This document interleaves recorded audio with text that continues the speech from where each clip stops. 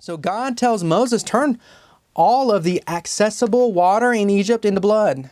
Right? So even the water that they would have had stored in reserves, whether it's in wood like barrels or stone like wells, all of it, turn it all to blood. So Moses, because he trusts God and he believes God and does what God commands of him, he does just that. Look at verse 20. And Moses and Aaron did so, as the Lord commanded. And he lifted up the rod and smote the waters that were in the river in the sight of Pharaoh and in the sight of his servants. And all the waters that were in the river were turned to blood.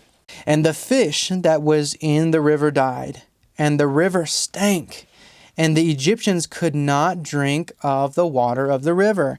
And there was blood throughout all the land of Egypt. I believe that God is very thoughtful with everything that he does, right? Do you believe that? And the reason that I wanted to discuss this plague first, obviously it's the first plague, but I want to discuss this for this reason.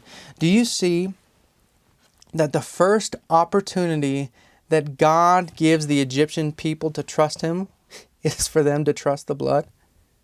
Imagine seeing your entire nation's water supply turn to literal blood and knowing that it came from a man who claims to be the messenger on the behalf of God. Imagine seeing this and then still being in disbelief. If right then and there all the Egyptians would have changed their mind about their pagan ways and put their faith in the great I Am. Imagine if the people would have changed their mind about following Pharaoh and decided to instead trust the blood.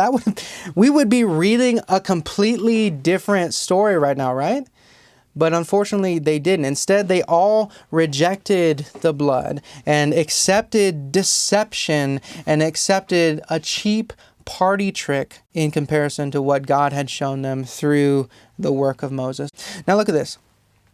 Verse 24, and all the Egyptians digged round about the river for water to drink, for they could not drink of the water of the river. So this shows you the effort that people have to go through in order to reject God. You can't simply just reject God. You have to reject what is obviously right in front of your face. Then you have to dig trenches around the blood in order to settle for less, just to settle for the deception of the world. The Egyptian people, again, they did not have to reject that blood. That story could have went a different way from the very beginning.